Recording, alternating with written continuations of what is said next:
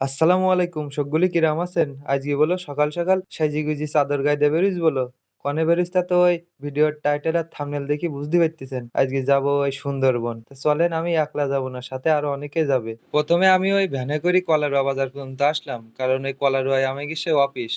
সেই আমাকে সে অফিস বাংলাদেশের নাম্বার ওয়ান নেটওয়ার্ক রবি আজিয়াটা লিমিটেড। এ জায়গায় ওই দেখেন সবগুলি দাঁড়ায় রই, মানে সবাই একসাথে হই, তাই বেরোবো, বুঝতে পেরেছেন? 8টার সময় বেরোনোর কথা, আর দুই একজন মনে হয় রয়েছে, তাই কি জন্য অপেক্ষা করতে সবাই। আমরা মোট ওই 20 জন যাবো। তা যাবো কেতা জানেন? এই মোটর সাইকেলই করে যাবো। 10 খান মোটর সাইকেলে গেলি নাকি খুব আরাম লাগবেন, দেখা যাক দেখ কিরাম লাগে। আমি গিয়ে ভ্রমণের মেন উদ্যোক্তা কিরা জানেন? আমি গির সুপারভাইজার মে ভাই আশিকুর রহমান ভাই, খুব ভালো মানুষ উনি, জানেন। তার পাশাপাশি আমায় গির কলার রবি আজিয়াটা লিমিটেডের এমডি সাইড টেলিকমের পরিচালক মোহাম্মদ সাইদ হোসেন মে ভাই, আমি গির বিশাল সহযোগিতা করি এই ভ্রমণের জন্য।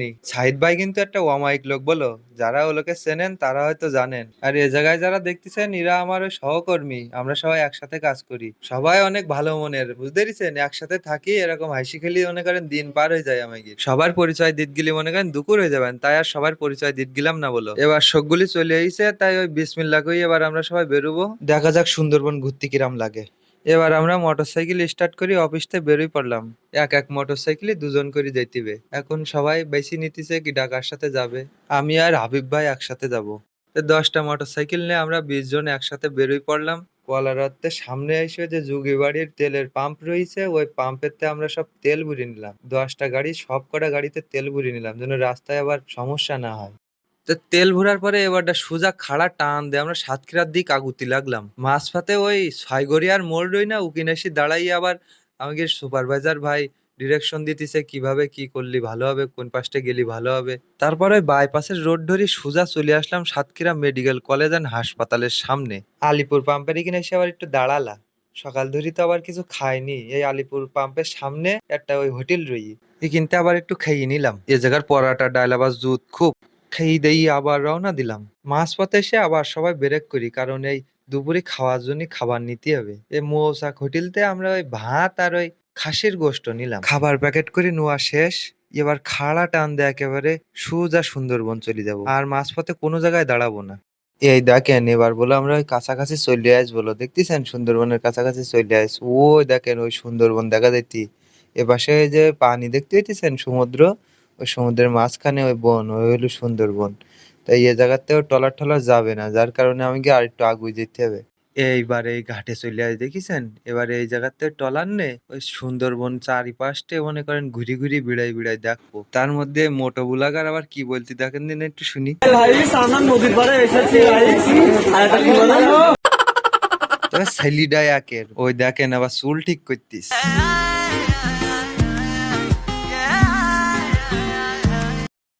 যাই হোক, এবার আমরা একটা ট্রলার ভাড়া করে নিলাম, বুঝতে পেরেছেন? এই ট্রলারে করি এই সুন্দরবনের চারিপাশে ঘুরি বেড়াবো আমরা। এবার ওই ট্রলার ছেড়ে দিয়েছে ঘাটেরতে। সবাই বসে পড়িছে, যে যার মতন খেলা করতেছে, কেউ ছবি তুলতেছে, দেখতে হইতেছেন?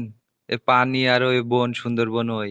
এই মাঝপথের দিকে এসে দুপুর হয়ে গেত, খিদে লেগে খুব, তা আবার খাওয়া দাওয়া করে নিলাম। আমাগির মতন আরো অনেকজন এই ওই দেখেন ট্রলার নিয়ে ওই সুন্দরবন ঘুরি ঘুরি দেখতি। আমরা আবার ওই সমুদ্রের মাঝখানে নৌকায় বসে কিছু ছবি টবি তুললাম। এল্লা ঘুরতে ঘুরতে আবার ওই দেখেন বন্দর দেখতে পাইছি, আমরা দেখতে পাইছেন ওই বন্দর বলো। বাঘ দেখার খুব চেষ্টা করিলা, তা বাঘ আর চোখে পড়িনি। চোখে পড়িল ওই বগ। আর এই সুন্দরবনের মধ্যে এই জায়গাটা আমার খুব ভালো লেগিল, ফাইন লেগিল আমার। এই জায়গাটা দেখি আমার মনে করতিল কি এখানটা একটু যদি লাভ দি পারতা, লাভ একটু কিছুক্ষণ থাকতে পারতা, তাহলে ভালো লাগতো। তা ওই সন্ধি সন্ধি বানা হয়ে গেল বলি আর লাভার সাহস করিনি আমরা। আর ঝানে জাতি এই বন্দর দেখা যেতি। ওই দেখেন অনেক বন্দর বসি রই, কে বন্দর ছাড়া কি সুন্দরবনে কি আর কিছু নেই নাকি? আমরা ওই দেখতে চাইলা বাঘ, তা তার দেখা পাতিনি। তা একটা হরিণ তো অন্তত দেখবো, তা হইতি না, শুধু বন্দর আর বন্দর। পানির মধ্যে অনেকক্ষণ ঘোরাঘুরি করলাম, করার পরে এবার আমরা ওই সুন্দরবনের ঘাটে এসে পৌঁছলাম। এখানে দেখেন বহুত মানুষ এই এরম প্রতিদিন আসে এ জায়গায়।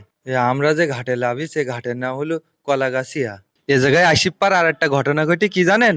এই দেখেন, আমার বন্ধুর সাথে দেখা হয়ে গে। কাশেম, তুই এনে কি করতেছিস? তোর না বাড়ি থুয়ে এলাম আমি, তুই এনে কি করে আইছি? বন্ধুরও কিন্তু থুই আমরা এর মধ্যে একটু ঢুকবো দেখি দেই এর মধ্যে কি রই। ঢুকির পারে ডানের দিকে একটা মানচিত্র দেখতে পাবেন। এ মানচিত্র হলো কোনো দেশের মানচিত্র না, এ সুন্দরবনের মানচিত্র। এ জায়গায় আবার ওই ছোট চিড়িয়াখানা বানাই থুই, তার মধ্যে এই প্রথমবারে হরিণ দেখতে পেলাম। এনে আবার ডায় বন্দর, এই এত বন্দর দেখিয়ে আমার মনে হইতে আমি সুন্দরবন না আজ বন্দরবন। এটার আবার কাজ দেখো দিন হাতে দেয় রেলিং ধরি দল দল খেলতি, এ ছেলিবিলির মতন হাতে দেয় একেবারে। এই দৌড় মেরি আবার বনের মধ্যে আবার ও একটা টাওয়ার বানায় রেখি, ওই টাওয়ারে উঠলি নাকি বনটা সুন্দর করে দেখা যায়, তাই আমরা জাতি উকি নোটবো তাই। এর ওপরতে যে সত্যি সুন্দরবন খুব জুতির দেখা যায় যেন, দেখেন এর চারিপাশটা দেখা যাইতে আর সুন্দরবনের পুরোটা প্রায় দেখা যায় এর ওপরতে। আদে এর দেয়ালে আবার কি করি থুই দেখেন, দলিল লিখি থুই যেন মানুষ। এই টাওয়ারের নিচে আবার একটা পুকুর কাটি রেখি, তার মধ্যে আবার একটা কুমুর শাড়ি দেওয়া, ওই দেখেন একটা মাথা ছাড়া দিয়ে উঠি দেখতে পাইতেছেন, হ্যাঁ ওই হলো কুমুর বলো।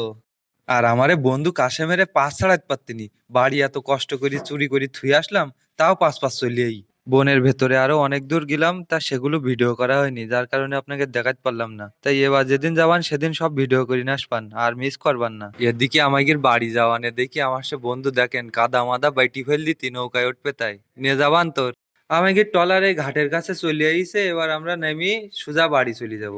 তাও সুন্দরবন ঘুরি দেখতে খুব ভালোই লেগি, জুত পাইলা খুব।